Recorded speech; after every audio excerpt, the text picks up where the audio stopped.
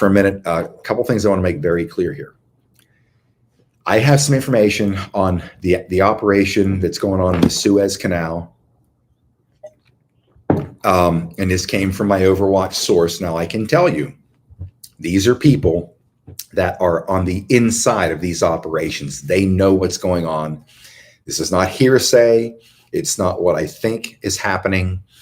And I can tell you, okay, hopefully, I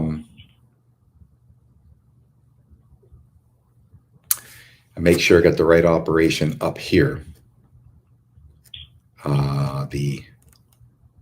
Just bear with me. I got to pull this stuff up, look at it. I can tell you this. I can tell you that when we talk about the subterranean warfare, we create a rosy picture, and you need to know, folks, that it's a terrible endeavor that's happening in subterranean warfare. It is not easy what's going on. It's very difficult, but I want to pull up the information on this Suez Canal operation. And okay, here's what I got. Okay, now, as for the Suez Canal, again, some of this stuff is written in Arabic, got to have it translated. Some is once in a while English, but now what I understand was this operation was intentional. Okay, this was intentional so they could capture these ships. Now, here's what it says. I've been hearing that there is HR3C, the ship's name, whatever. I don't know how much of that stuff is conjecture, is made up, people hearing things passing around. I don't know. All I know is what I get here, which is what I trust, because they're cold hard facts and truths. So it was intentional so they could capture these ships, CST and /HT. And also what they were doing is this was an operation to capture the illegal arms shipments that were going to 100 different locations for an invasion on the Five Eyes nations. One is the United States. You have the UK. You have New Zealand, Australia, and I believe Canada is the other Five Eyes. What does that mean?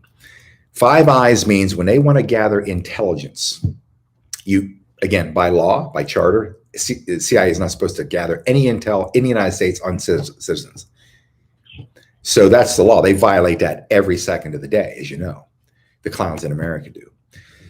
So what they have done was they formed a pact where if they want to go around the law, this is the kind of shit we have in our government. This kind of scumbags we have that get in here.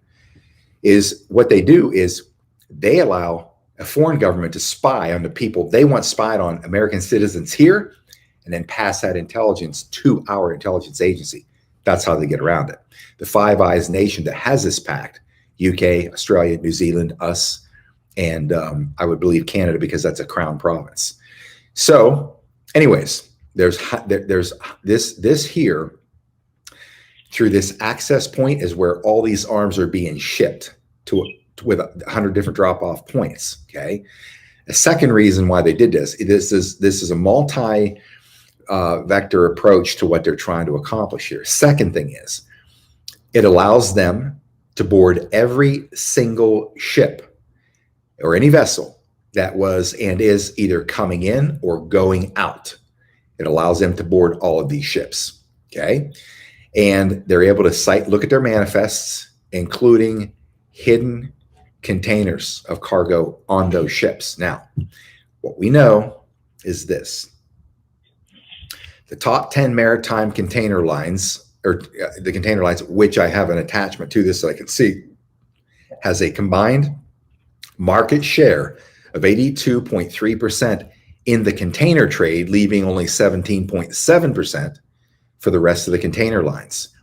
Now, these are now being targeted to assets that are loyal to, and this is again, a translation that I can't quite figure out. Bear with me a sec. I'm going to see if I can do a Google Translate on this. And These guys don't always make it easy. But again, like I've been told, eminence grace. I'm not really sure what exactly that means. Again, I'm told that, they're not going to fish for me and hand it to me. I got to do some work here, which I'm trying to do. But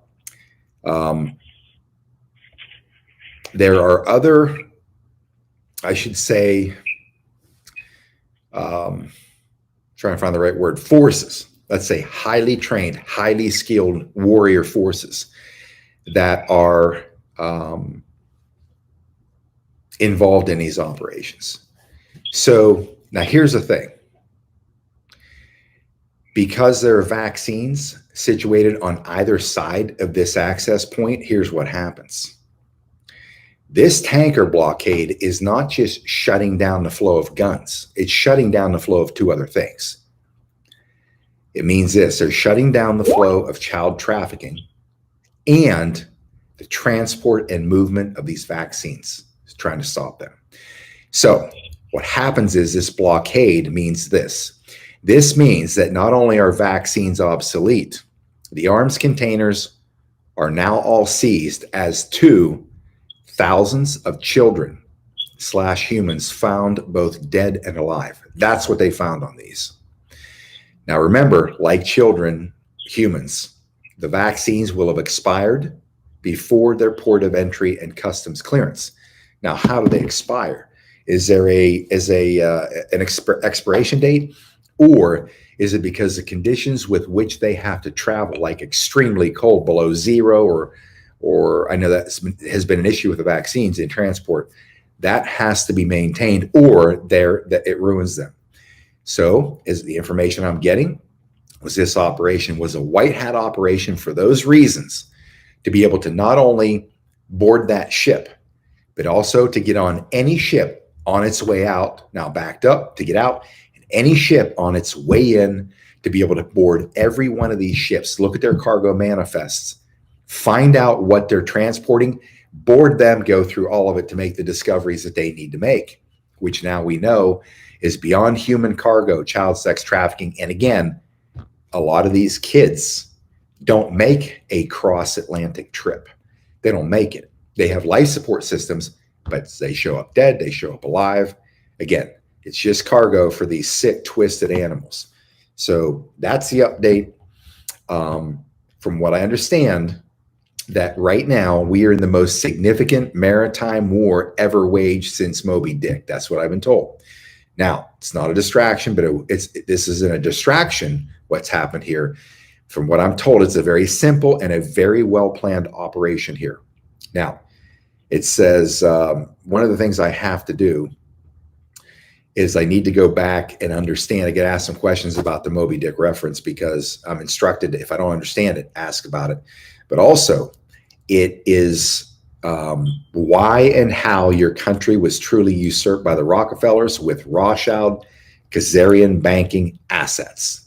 So that's what I got. And I've got difference between maritime, shipping, freight, logistics, and supply chain. And I'm going to pull this up and have a look. Let me see how long this is. Maritime, anything related to ocean, sea, ships, navigation of ships from point A to B, seafarers, ship owning, and other services. Shipping business, the active carriage of cargo from point A to a point using the ships, which falls under maritime industry. Freight, cargoes carried using shipping services. Logistics, a process involved in getting cargo from manufacturer's warehouse to receiver's warehouse, including arranging for shipping services offered by shipping lines. That's maritime. Supply chain, the whole granddaddy process comprising all aspects of a production cycle, picking fruit from a farm at point A, delivering to the store shelf, etc. Everything in between. Trade's a basic economic concept involving buying, selling services, compensated buyer and seller.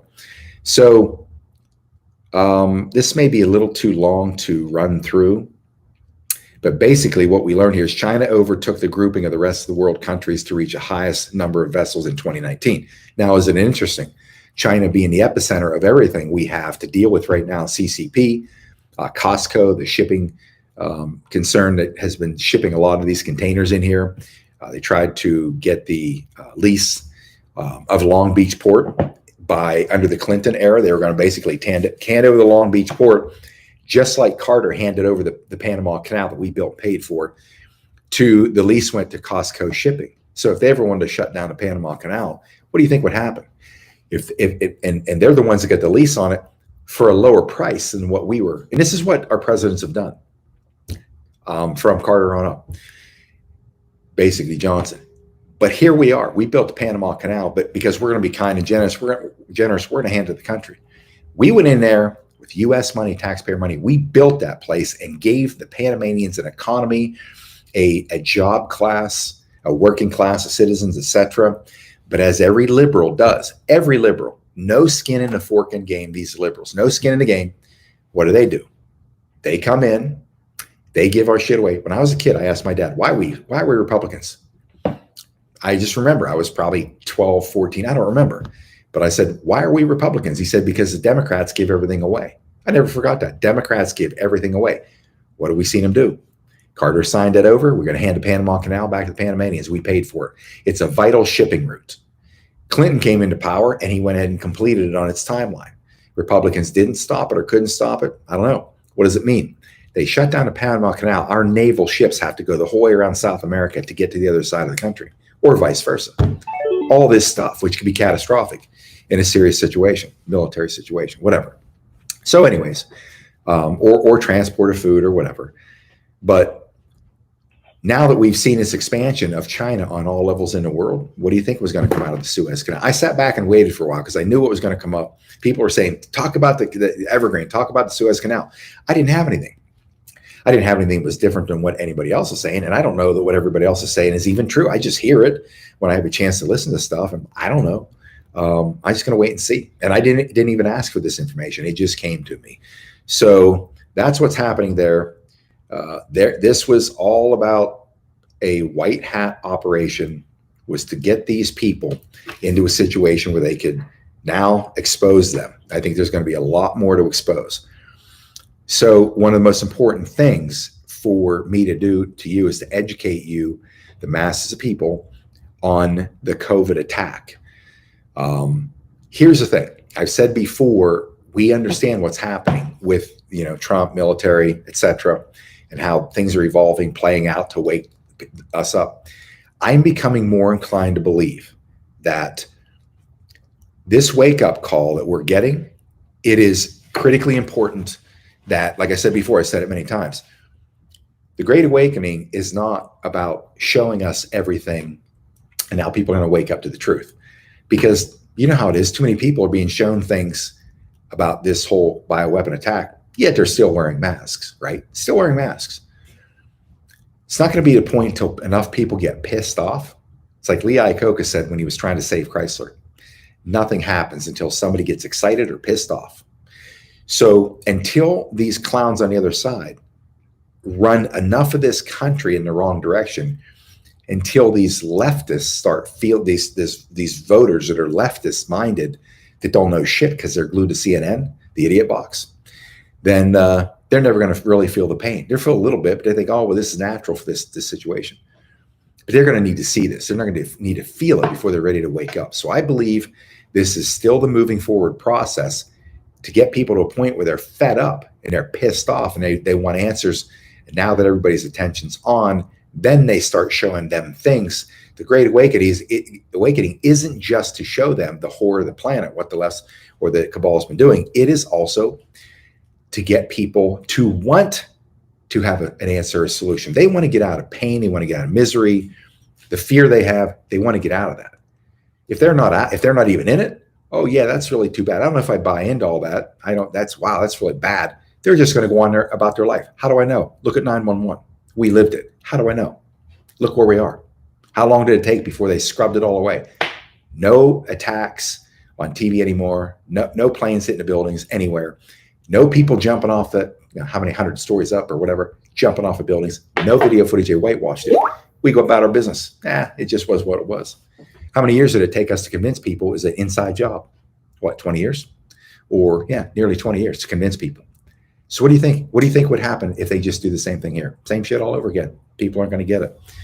It's going to be a situation where they get it. So they're coming again. Okay. They're coming again. They're coming again this fall with another. They're going to do whatever it could be, a COVID redo. It could be a mutation, the same fear bullshit, same thing. It's all horseshit. It's all horseshit. They're going to do it again. This time, people are going to stand up or they're going to sit down and become enslaved. That's one of the reasons why I want to get out there in this tour, to start helping America understand. You've got to stand up. You've got to push back. If 50% of the people right now, anywhere this mask mandate said, fork this, I'm done with masks, 50%, trust me, every establishment, everywhere you go, are going to get exhausted handling the people, overrun. What are they going to do? Shut down stores? No, they're not going to do that. They never do. But something's got to shock these people out of compliance, because compliance didn't build this nation, folks. And if all you're ever going to do is look at your next door neighbor, right? The one that is just a douchebag. We all have one, right? Now, understand that next door neighbor that's a douchebag, that's the same person that's sitting in Washington, D.C. in Congress. Same kind of people. Maybe not all of them, but a lot of them. Same on these different city councils, same thing. They're people. They are people. You know why they build those buildings so big in D.C.? You know why? They want you to look at state houses, mansions, Capitol buildings. You know why? They want you to look at this with awe and reverence. Why? Because you will tie that awe of this structure and that reverence to these little mice, these people, these criminal politicians, these scumbags that are selling you out. They want you to think, they want you to see them physically at the same stature of these massive buildings, because they're one of those people that represent us in this power center. And you think, whoa, it's horseshit. It's like actors that I met in Hollywood. I see them in films, TV, and I'd meet some of them. I was like, I've been behind in the green room, in Hollywood at different things, NBC events or whatever. I'm like, holy shit, are you kidding me? After a conversation with, again, a lot of great people, but some surprised me. Like, it ain't what you think it is. Believe me. Like, wow. I was expecting this stage, this show persona, this film persona, anything but. Insecurities, like unsure of themselves. You see them on a screen, they're all powerful. That's their craft. Same with these people. Same shit. City council, police commissioners, all these people. They're people. They could be you. And once you understand that, it's just people. We just have the wrong people in there, and we got to get them the hell out. They're the ones that are on this agenda to enslave you, make you compliant, to eventually go through the process of bringing this whole thing down, and there is no freedom. Freedom. That's what's at stake here. So if you're going to not do anything, I said this before, I'm going to keep saying it. It's a fight right now. It's a fight. That's why I keep saying get in the fight. I'm not talking violence. I'm not talking physical. That's what they do. They do that on offense. We do it on defense. Hasn't happened for the most part. On our side, hasn't happened. And I don't want it to happen, because if it does happen, it is brutal, unforgiving, and it will not stop until there's nothing but destruction and carnage laying in front of us, because that's what happens to the Patriot. Patriots are so, it's an R word, it's not coming to me. They're so restrained, always so restrained, and take so much, just keep pushed backwards and backwards. And then finally, when it blows, it blows. I don't want to see that happen. So anyways, that's what's going on in the Suez Canal. It is a white hat operation, multi-tiered approach, multiple objectives, and obviously they're going to accomplish them. Are they going to project this out onto the world, not through the mainstream media, likely us? When it comes to, let me see kids in cages, let me see that, it ain't going to happen. Children are always protected. That's why people are saying that unless I see kids coming out of the ground in Central Park, I don't believe it. Well, my source told me those ships went out full. That's what my source told me. And this came recently, that they said these ships left the ports of LA and New York, and they were filled. What were they filled with? Take a guess. And they're not going to be showing this to people. They're not ready for it, number one, and children by law are protected. That's why you never see their names in the paper. They're not identified if they're a minor under 18 years old. So anyways, the war continues. Our guys are losing their lives every single day. Every single day. So we need to keep that all in mind. That's the update for today on the Suez Canal. Let me just take a quick look and see if there's anything in here, any questions in here. I know we don't have Jim on.